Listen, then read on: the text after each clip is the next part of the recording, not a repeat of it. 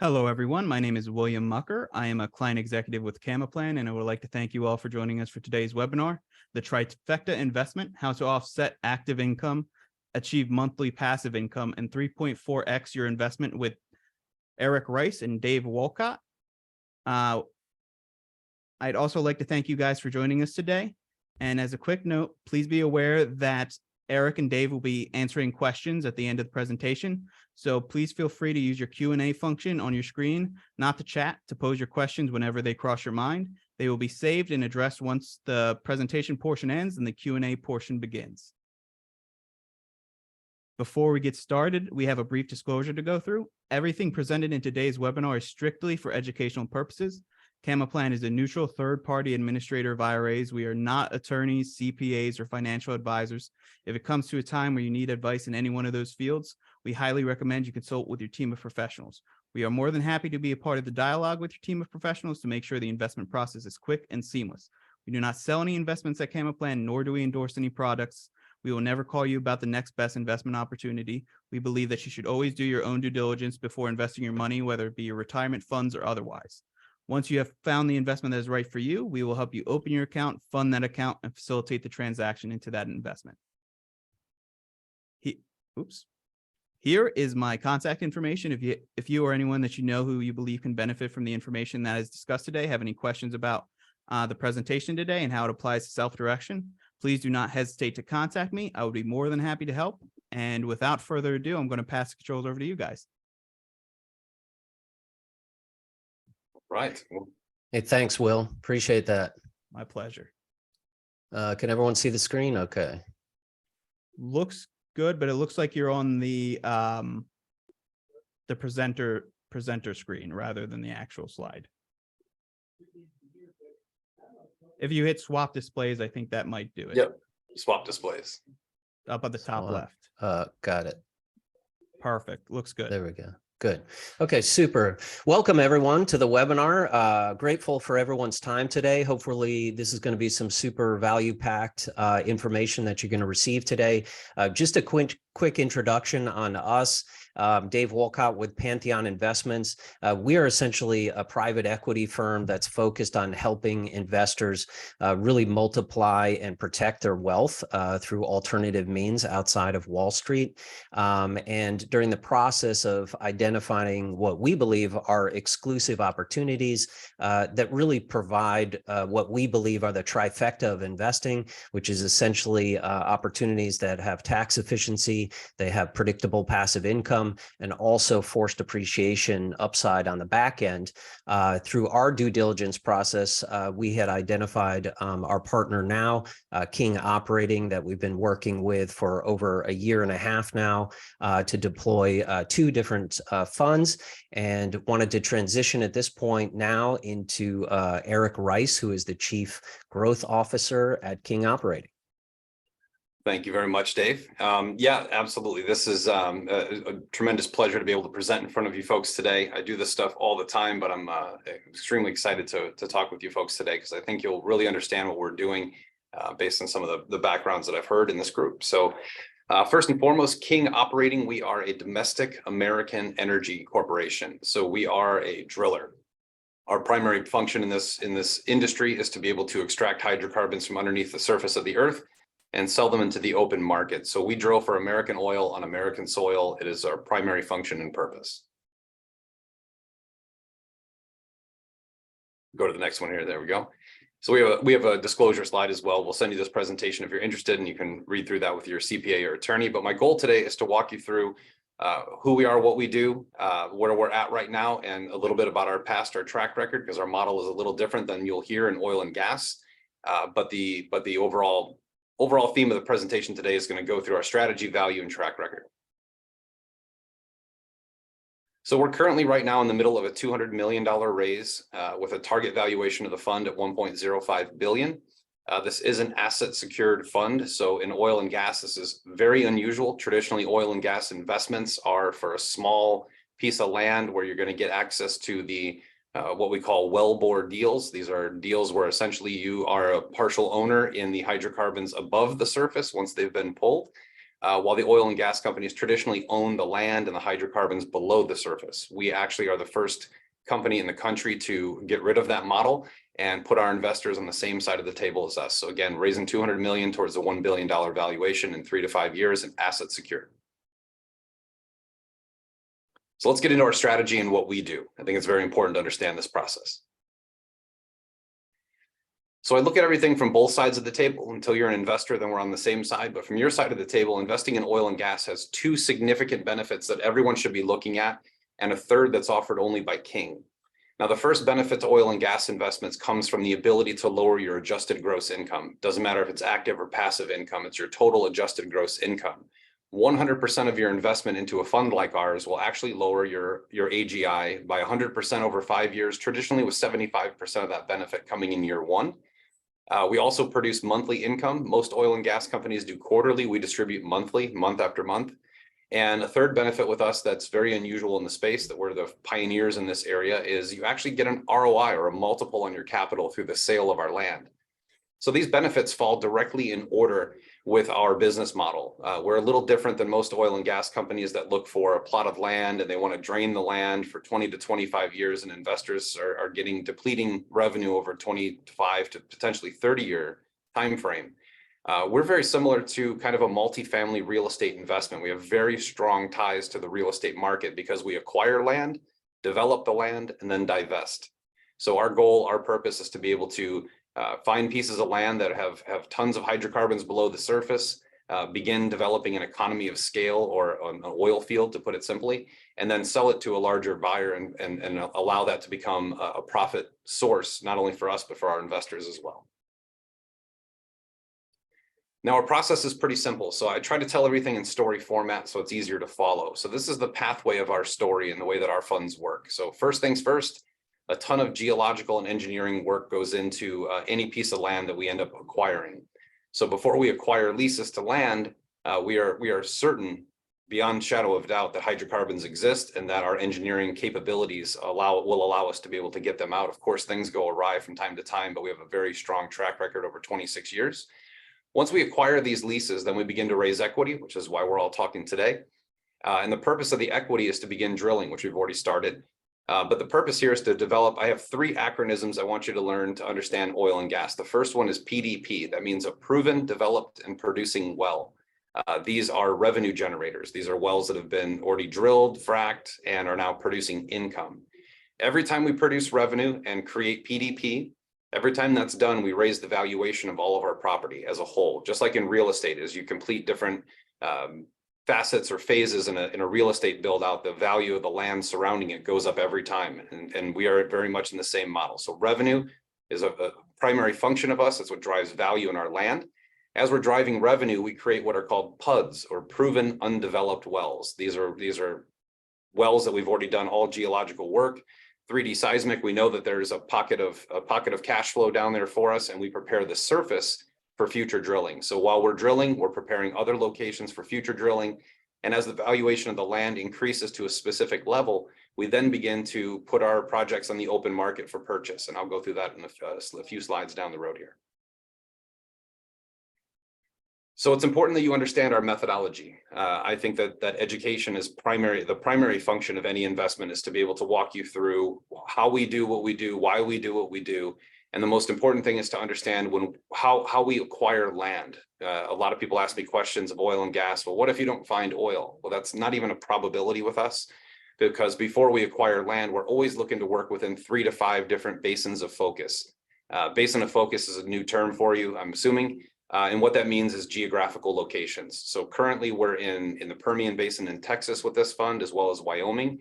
And we have other locations that we're looking at. We generally like to stay at 3 to 4, sometimes 5, to provide not only a way of mitigating risk and potential risk, but a way of optimizing opportunity by having more fertile land across the board. So what we look for right off the bat is probable acreage next to proven production. And what that means is we're looking for a piece of land that we can acquire through a lease and take hold of, that's right next to or adjacent to really successful wells. That tells us a lot about the subterranean environment and our probability of success and our ability to build economics from it. We're always looking for attractive pay zone geology. That just means if you look at the surface of the earth below the surface, there are like a pancake formation. Some will have gas, some will have oil, some will have helium, some will have water. So we're looking for attractive pay zones with a minimum of 20 drilling locations. And of course, we're always trying to operate in very oil and gas friendly communities and environments on the regulatory front. So we don't want to, we've had issues in the past with, counties that we were drilling in, flipping into green energy and making it very difficult for us to do our job. We avoid those like the plague. We're also looking for privately owned and state-owned acreage. This is very important because federal controls right now are not favorable to the oil and gas industry. In fact, our federal government, in their ultimate wisdom, has actually shut down 25% of the entire industry through their control of federally regulated land, which again, we avoid as often as possible. And we're always looking for low cost, high control leasing terms, which means we want to put very little down and be able to lock in our lease on the land through production. So as soon as we start producing on a piece of property, we essentially through the lease own the land in perpetuity. And that's very important to us to have that type of control mechanism for the leases so that we can sell them at a higher value later once we've developed the land. And if possible, we look for proven developed producing opportunities, revenue opportunities that exist. But right now in the market we're in right now, there's a big premium. So we're drilling from scratch instead of acquiring depleted production, which we did in our last fund, and it was very successful. But we're always looking for a 50-50 target mix, and we're looking for geography is very important to us. We have about 190 wells in existence right now. So we're looking for opportunities with acreage that's very close to existing operations so that we don't have to transport people, equipment, or machinery long distances to be able to complete wells. Now, in our process right now, we've already acquired 2 pieces of land. We're in negotiation with 3 to 5 others, depending on the day. We see 70 or 80 different land deals every month, so we're always constantly doing our due diligence. And we won't pass up a good opportunity if we have the capital.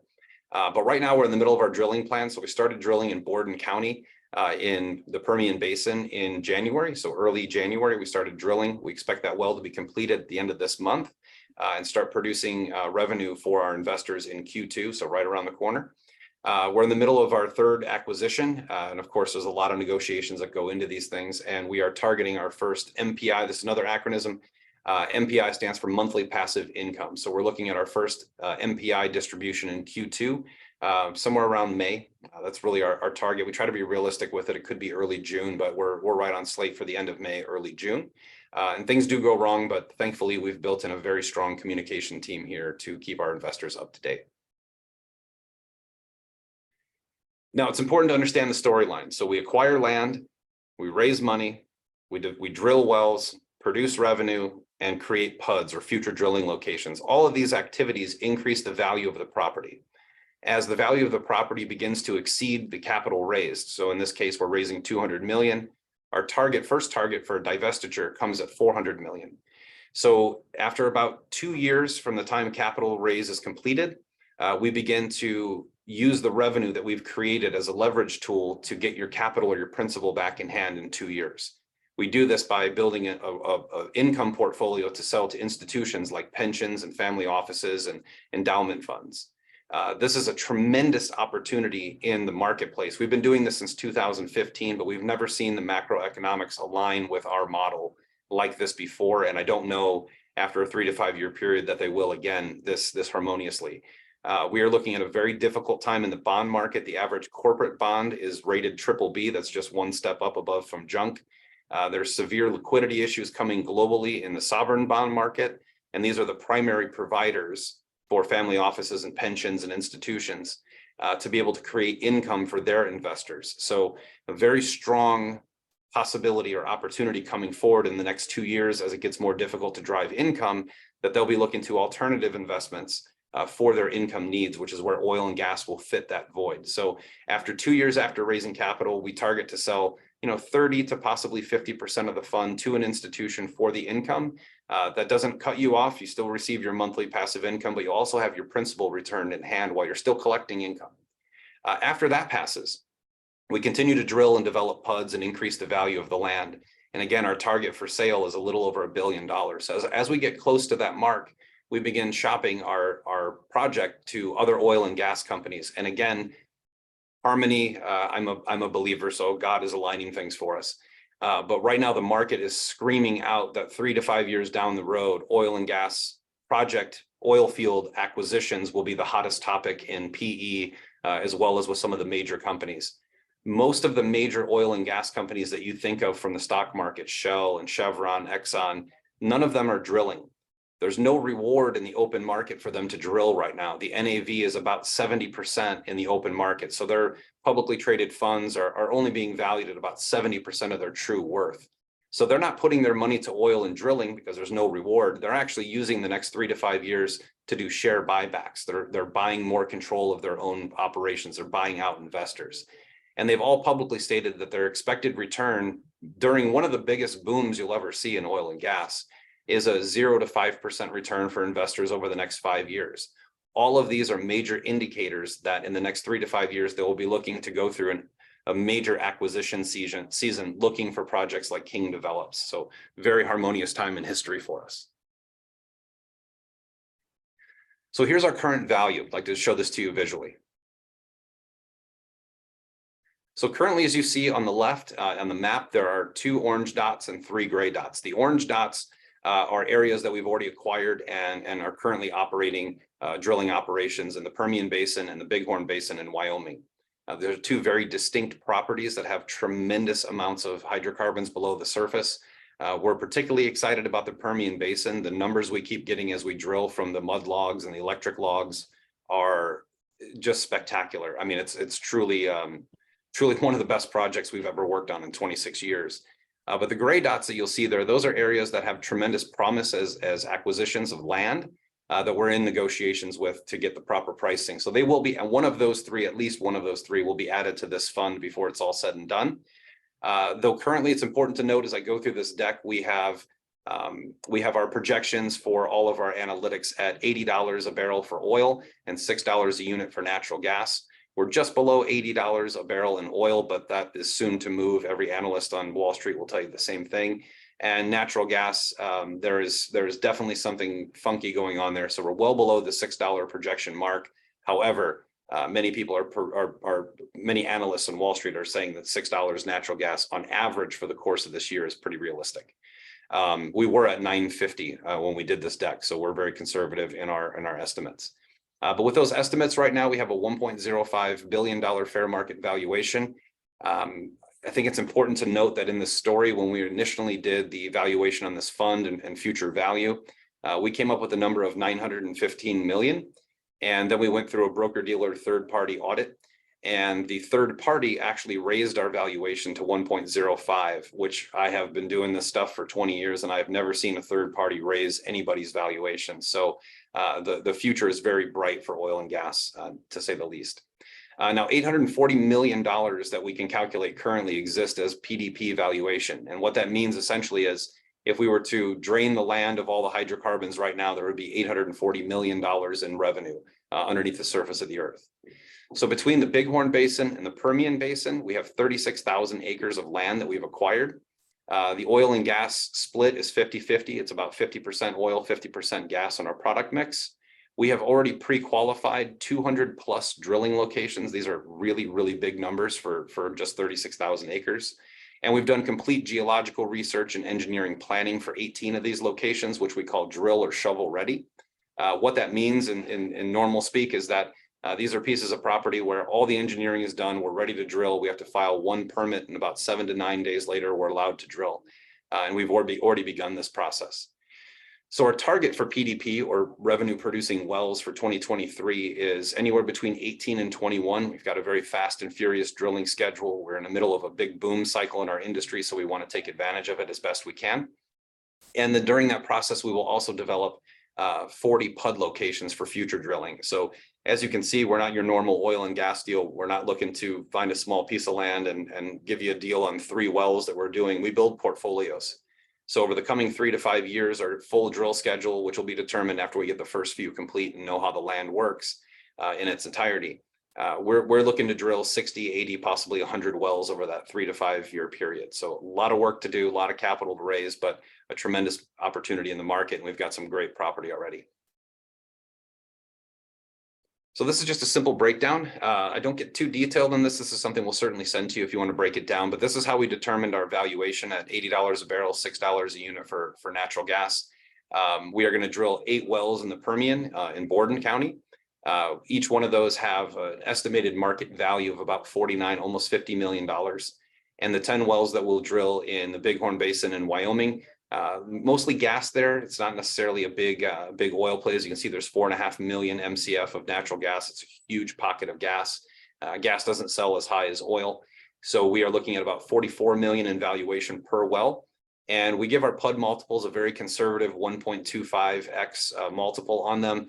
In general, in the market, you'll get 1.5 to 1.75, but for our ability to do projections, we keep them at 1.25. So the number of PUDs and PDP wells that we'll drill give us a total valuation of a little over $1 billion. So that's our story. That's kind of how we work and operate in our methodologies. This is what's in it for you as an investor. And I love that Dave calls it the trifecta, because that's exactly correct. You know, we find ourselves in an environment where it's difficult to take seriously some of the government information they're giving us on the economy, because it doesn't make sense when they tell us, you know, retail space is growing 3% month over month, yet 70% of all commercial retail spaces are for lease and vacant. It's difficult to pocket that. So it's hard to tell what's going on Wall Street. It's very controlled by news and geopolitics, as is oil and gas, but not as vigorously. So one thing we can tell for sure moving forward is that we've already reached our debt ceiling, and the government debt is absolutely far too high. So when the debt ceiling is met and we have no way of printing money to pay our own interest payments, the one thing you can guarantee in 2023 and 2024 is that taxes are going to go up. So a great way to fend off that attack by the government on your money is to be able to find tax havens. Oil and gas, like I said, 100% write-off against your AGI. Our average investor who invests $200,000 saves $60,000 cash on cash day one from making the investment. Then, of course, we have inflationary issues to deal with. You know, they keep telling us inflation is going down, yet the price of eggs keeps going up. So one thing we know for sure is that inflation is much higher than they tell us, and it's definitely not going anywhere anytime soon. So a great way to fend off inflation is to get tax-advantaged monthly passive income. So we are targeting anywhere between 14 and 21%, which we have a pretty strong track record of producing. On a $200,000 investment, 14% would get you a little over $2,300 a month. And at 21%, $3,500 a month. It's a great way to use your capital to fend off inflation by creating real, tangible, liquid monthly passive income. And while all this is happening, while you've saved money on your taxes and you're fending off inflation with monthly passive income, we're also building an asset. That's something to always keep in the forefront. So as we build this asset and it appreciates over time, if we achieve our 3.5x multiple, which we believe we will, there's no guarantee on it, of course, but we truly believe the market is perfect for this. Your $200,000 investment would have a total return minus taxes of $702,000. We do not include the tax benefit in any ROI calculation that we have, for a couple of reasons. Number one, it would make it look too good to be true. And number two, it's a tax write-off. It's not part of the ROI. If you want to calculate that, you certainly can. I do. I'm an investor in the fund. Dave is an investor in our funds as well. So we enjoy that benefit, but we look at the ROI coming from passive income and a multiple. Now, this is a breakdown of how the tax benefit works, and I'll be happy to go into a deep dive to explain exactly how it's done and achieved. But the basic synopsis is, say you made $500,000 a year and you invested $200,000 with us. Traditionally, for 15 years, we've achieved a 75% year one tax write-off. Some years we've been over 80%, some years we've been near 85. However, that can be very difficult to do. So we try to promote what we achieve, and that's a 75% write-off. There are oil and gas companies that'll tell you get 90% write-off, and I've seen some of them actually deliver 13. We've been consistent for well over 15 years at 75%. What that means for you is you get to take $150,000 off of your taxable income year one. So in a 40% tax bracket, that $150,000 non-taxable event would save $60,000 cash on cash directly in your hands. So instead of paying taxes on $500,000, you're paying taxes on $350,000 while you're generating more income for yourself.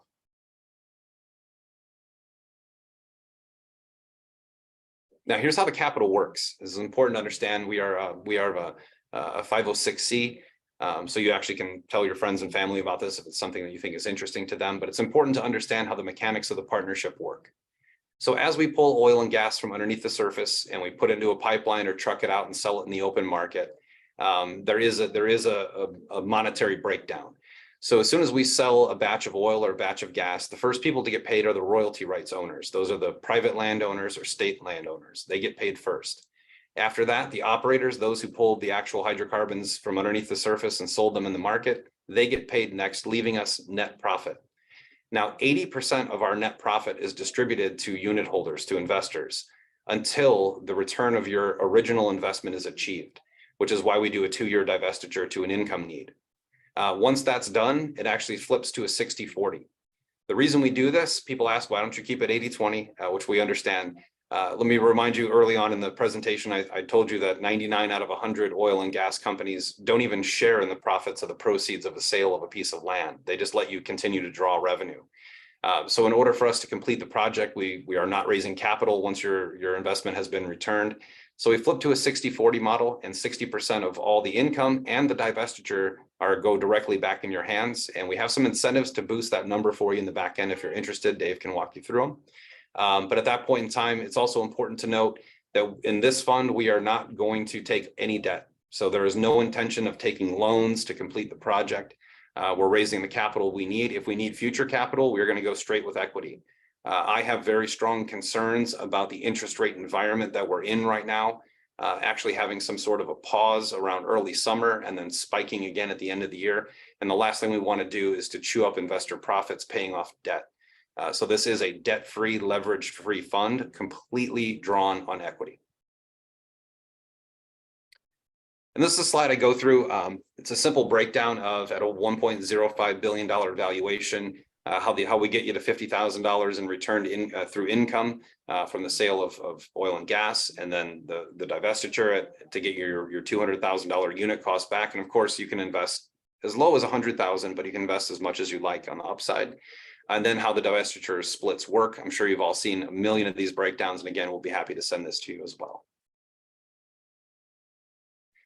So it's important to note that since we have a very similar business model to a multifamily type investment, where you're investing in an apartment complex, I always laugh and say, instead of tenants and toilets, you're dealing with oil and gas. But the model is still the same. We are acquiring a piece of property, ours through a lease, not necessarily ownership. In our industry, a lease is ownership if it's held by production. But we're looking to really increase the value of the land and sell it in 3 to 5 years, or develop it and flip it. So if we're going to have a real estate model, it's important that we give you a comparable, a comp in the market.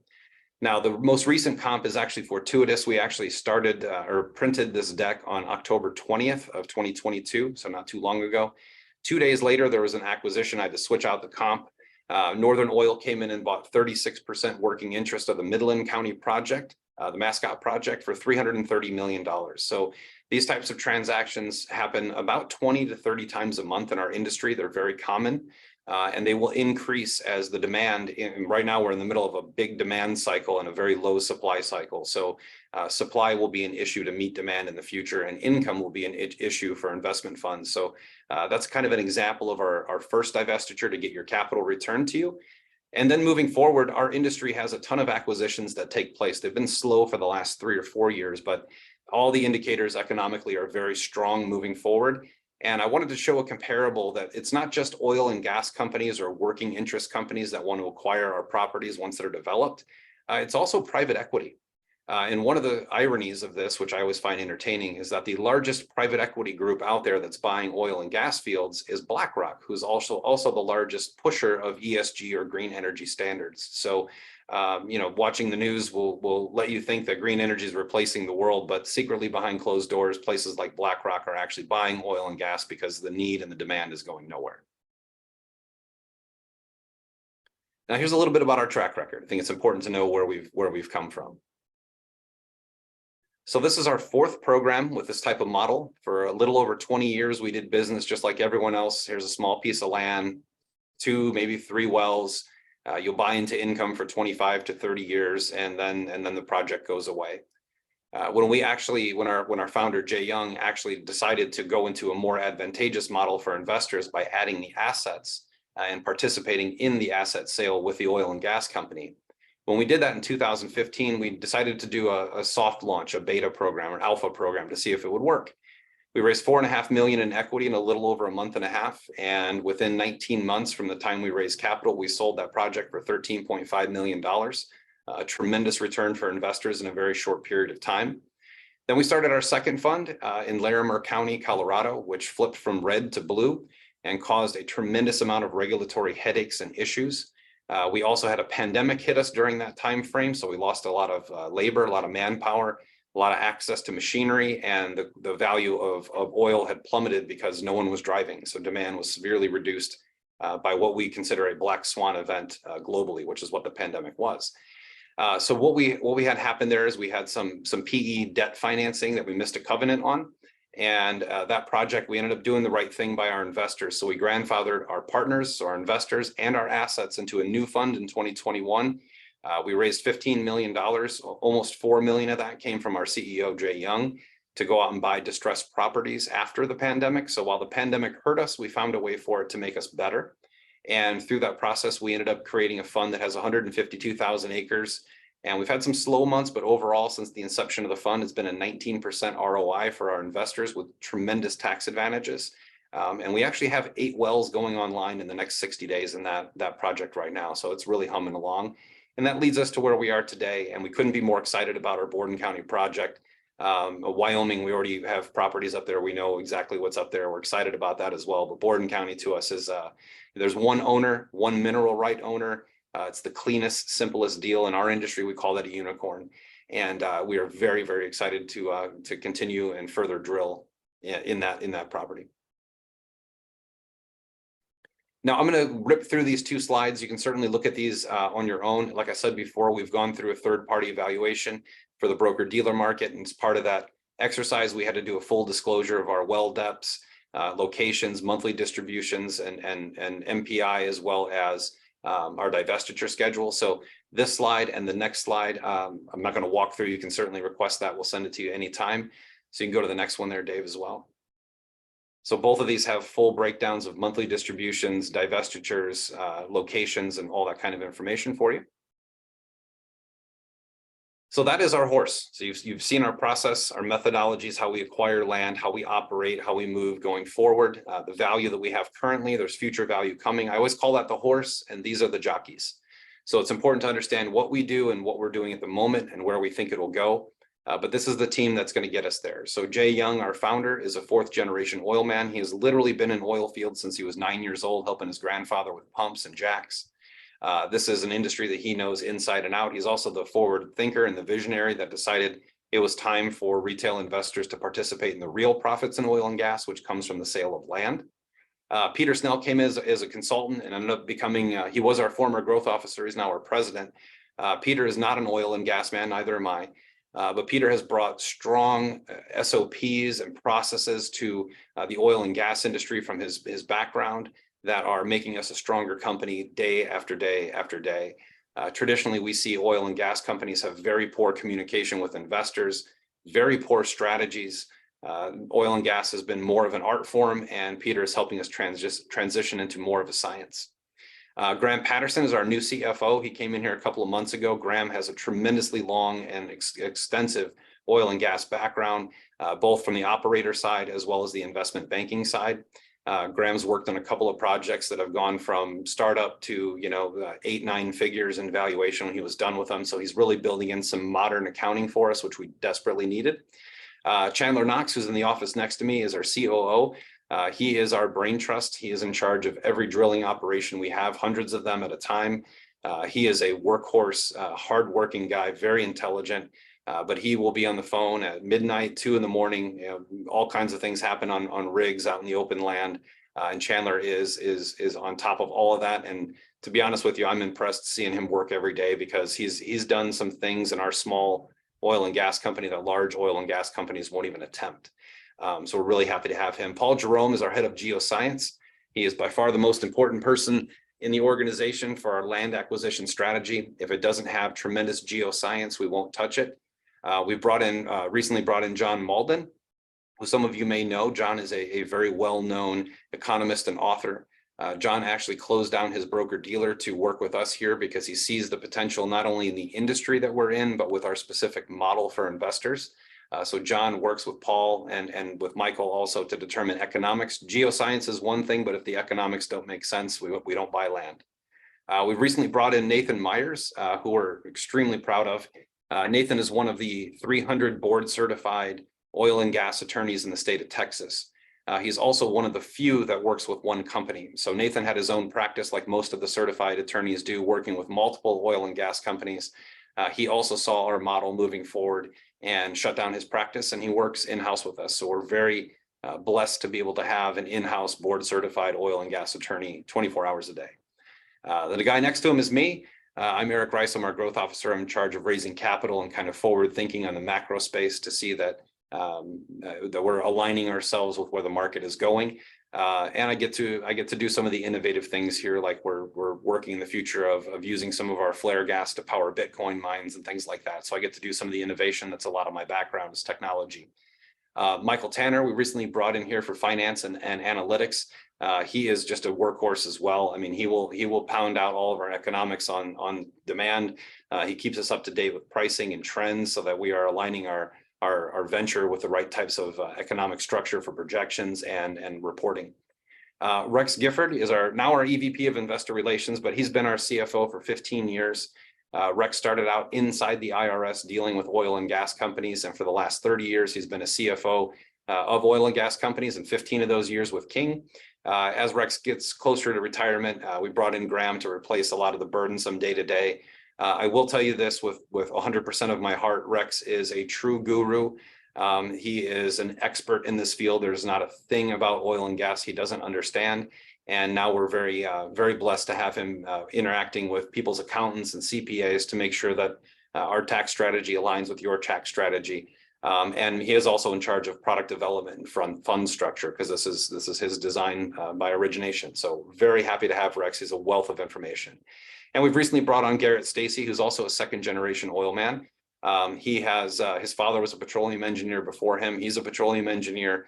And I can tell you, since Garrett's been here, we have increased our efficiency in the field and our ability to extract more hydrocarbons for profitability. So just a very strong team of people who work together and share the same values. That is the horse and that is the jockey. Awesome, Eric. Really appreciate that overview. Really some great information in there. And now just wanted to cover next steps, really. So again, Pantheon, we've been a long-term partner with King Operating and can help facilitate any of your investing. So if you're interested in learning more about this opportunity, we have a great deal of assets on our secure investor portal, which includes, we've done a sensitivity analysis on the project. We have different videos and resources that you can continue to learn more, or happy to just answer any questions that you might have. But you can just go to our website, pantheoninvest.com/invest, and subscribe right there, and you'll get a copy of the deal and some links into learning more about the oil and gas opportunity. I guess, why don't we open it up to Q&A now, Will? Yeah, that's a great time for a Q&A now. I see questions are coming in now. So just want to remind everybody to use the Q&A function at the bottom of your screen to ask any questions that you may have for Eric or Dave or even myself when it comes to self-directed IRAs. We'd be happy to answer them. The first question to start off, I see that already came in, is $200,000 the minimum investment? If not, what is? Well, $200,000 is a full unit price. So it's not the minimum. We actually will go to a half unit at 100,000, but the full unit is $200,000. And one of a couple of things, speaking of IRAs, is we are actually working right now to be able to make this IRA eligible by the end of the month. So we'll see what happens there. We've got to get some legal opinions done to avoid UBTI within qualified plans. But yeah, $100,000 is a half unit. That's our minimum. 200,000 is a full unit. We have a tremendous amount of investors who come in for a half unit, collect a little bit of MPI and see what we can do and add on to their investment later. So we're more than happy with a half unit. Yeah, and just to add to that as well, Eric, yeah, we have a little bit of flexibility on our end as well to lower that minimum too. So if you want to reach out to us, we can help facilitate that. Absolutely. Yeah. Through if you go through King, yeah, that's our model, but through Dave and some of our partners that are working very closely with the fund, there are lower minimums as well. Perfect. Thanks for answering that. While people are still using the Q&A function, I do have a question. I've spoken to other people in the industry of oil and gas, and I know you've touched on it throughout the presentation, but if you could summarize it, what are the biggest things that separates your approach, your strategy from other people in your industry? Sure. Well, I mean, our biggest differentiator is that we sit on the same side of the table as our investors. I can't express this enough. I mean, a primary function of oil and gas, small oil and gas company profits come from the sale of the land, which investors don't participate in. That's how the CEOs make money. And Jay was the same. And he's got a book. We'll be happy to send you a digital copy, The Upside of Investing in Oil and Gas. And he talks about how the entire investor model needs to change, for us to be able to have support. The biggest issue in oil and gas right now is lack of investment. That's why America is not energy independent any longer, because everyone said, oh, we're independent now, let's invest in green energy, which has done next to nothing for the planet at this point. And we wanted to be able to provide an environment for investors to sit on the same side of the table and earn a multiple, not just income. Most oil and gas investments are income only, tax advantage and income. That's it. We're tax advantage, income monthly, and a multiple on capital. One of the other things that separates us from a lot of places is we use a lot of innovative technology as it comes out. So we're always ahead. I mean, we've met with, I don't know if I can say it in public, but we've met with a governmental group, a very large one that does exploratory new technologies. So we're constantly using as much technology as we can to stay ahead of the curve. And we also work on projects that larger companies overlook. So when we look at a piece of land, we're looking for something we can acquire for $10 to $20 million. Whereas an Exxon, Shell, or Mobil, they're going to be looking for $2-3 billion, pieces of land. So what we're doing really is a void in the marketplace where we're taking a lot of small pieces of property, combining them into one fund and allowing for a full purchase for some of these companies moving forward. It's a very strong need that we fill in the market. Perfect. Thanks for the answer. We have another question that just came in. To be clear, who is the contact for a quarter unit? Dave Walcott. Yeah, that would be us. If you just go to the link right there, pantheoninvest.com, reach out to us. Great. Thank you. Any other questions coming in? Any questions that you ordinarily get that you might not have seen come in yet? Sure. I mean, I probably do 3 of these a day, I think. Questions I commonly get are economically based. So, and it depends where people are from. So when I do a presentation for like West Coast investors, it's a lot of green energy questions. So let me give you some facts while we go through this. So green energy, there's been about $10 trillion that have invested in wind and solar globally over the last 10 years, and it's reduced the demand for oil and gas by a little over 1%.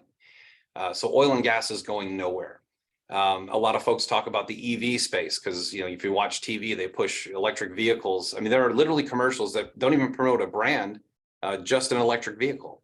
Well, in order to make enough electric vehicles from around the world to be able to make an EV replace every combustion engine for an electric engine, in order to do that, we need about 230% more cobalt and lithium than we currently have on planet Earth.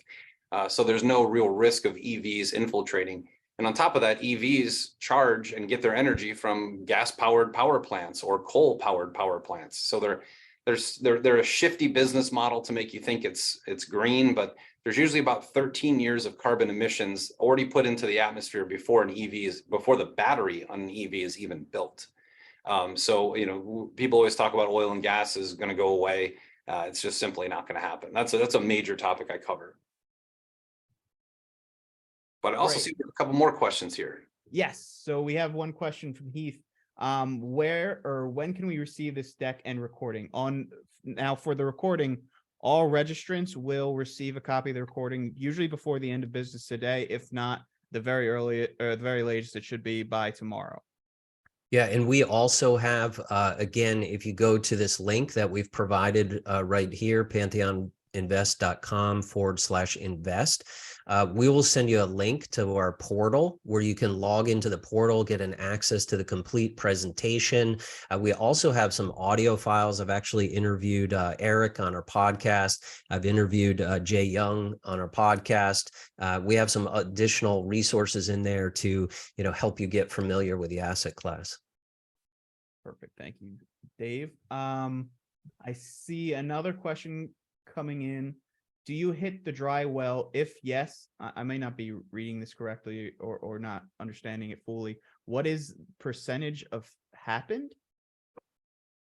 Yeah, so dry wells happen. That's certainly something no one can avoid in the industry. We all have dry wells happen. That's where technology and engineering preparation become paramount. So we have about a 4 to 5% dry well hit rate. So about 4 to 5% of the wells that we drill over time are dry wells. However, when you're using the right technologies and sensors while you're drilling, you'll know if it's going to be difficult about a quarter of the way through. You'll know if it's going to be possible about a third of the way through. So our last fund, we actually drilled a dry well about 6 months ago. And within 2 weeks, we had actually shut down the project and applied 67% of that budget to a new well, because different wells, whether they're drilled vertically or horizontally, have different cost structures. So we traded a potential dry well on the horizontal side for 2 vertical wells that are producing hydrocarbons as we speak. So dry wells do happen. They're around a 4 to 5% rate. That rate doesn't mean that you lose all of your money. Now, with smaller deals with other companies, if you're doing a 3 wellbore deal and one of them's a dry hole, the deal is dead. There's no economics left. But when you're drilling portfolios of wells, you're going to have problems along the way. I mean, we're drilling traditionally around 8,500 feet below the surface of the earth, and sometimes 2 miles across from that point. So all along that way in a subterranean environment, you're going to have hiccups and problems along the pathway. But we're right around that 4% dry hole rate. But most of the time, we pull out of the projects about a third of the way through and apply the budget to another well. Great. Thank you for that answer. Let's see. Any more questions?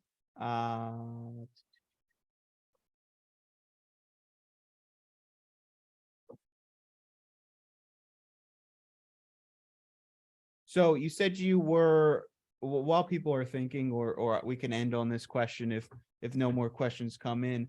You said your group were working on being able to qualify to use IRA or qualified funds in your investment. What's your strategy on working with IRA funds after that process has been completed? Well, that's why we're doing it. We're in the middle of a $200 million raise. We really kicked off the raise November 1st. We've got some great partners like Pantheon that are helping us out in that process. We're a little over 60 million right now, so we're well on track to close by summer. But in that process, we've come across a ton of folks. When the Wall Street markets or the stocks and bond markets don't make sense, which they don't right now, it makes no sense that stocks, bonds, and gold go up and down in the same days. Those should be inverted curves. Folks are pulling money out of that environment and looking for more alternative investments. So we are in the process right now of filing documentation to have qualified money come into the fund without UBTI penalties. That is a big hurdle. So without the right forms filed with proper regulatory environments, it's actually not a good idea to invest in our fund with IRAs. We've done this in the past. We've done it a few times in the last 10 years, but we're seeing a lot more folks with capital to deploy and qualified plans and not a lot of good homes for it. So after that is complete, and this is kind of an inside thing, so we should have notification back on this in a few weeks, but at that point in time, investing with our fund through an IRA will be very simple and very easy to do. Great. Thank you for clearing that up. It looks like your presentation was so good that it only generated a few questions, and you covered everything else that that anybody could have questions about. Now, if you so good or so boring, I don't know which one it is. I'm gonna lead towards so good. But I want to thank you, Eric. I want to thank you, Dave. for the information you were able to provide. Is there anything you want to leave the viewers that are currently in the session with, or people that may be watching the recording later or after the fact? Well, I think it's important to note that in the market we find ourselves in, that we are rapidly approaching a very difficult economic period, and that at the core of every economic success, there are three main components to any successful country. That is food, water, and energy. As we move forward through this, again, I just see a very difficult road ahead for us. I know Dave does as well. To continually think about the source of investments. You can't run a technology company without energy. You can't run any business without energy. So in your investment decision moving forward, it's important to understand that when equity markets are volatile and confusing and don't make sense, that commodities is a great place to go, and the most valuable commodity on earth in 2023 with mounting wars and low levels of strategic petroleum reserve for our military. These types of environments are going to require a replenishment. And we're seeing more demand coming out of China as they open up than expected. It's going to be about a 4 million barrel per day stress on demand. At the same time, between OPEC plus Russia and the United States, we are now at an 8 million barrel a day deficit in normal production. And the SPR will have to be refilled if we do go to war, which I'm praying we find peace talks. But if we do have to go to war, there will be another significant demand pressure placed on the market by us having to refill 600 million barrels of oil for our own strategic petroleum reserve. So there really is a tremendous opportunity. We are in a boom cycle in oil and gas. It's a great time to get into the industry. And if you have any questions, reach out to Dave and he can walk you through this. And if he can't answer any questions, I'll be more than happy to sit and talk with you as well. But I think it's a great fit for just about any accredited investor's portfolio in 2023, 2024. Yeah, and Will, just to add to that for Eric, for you folks out there, understand this is a new asset class. You may have not had exposure before in your portfolio. It was certainly new to us. But after working, again, with the King team and doing our extensive due diligence process, we've learned so much about it. So if you really have questions, really happy to, connect, answer any questions and kind of talk through this in some more detail as you start to learn more about it. Perfect. Thank you both very much. Thank you for lending your time and your knowledge. Thank you for everybody who attended the webinar and anybody who is watching this recording now.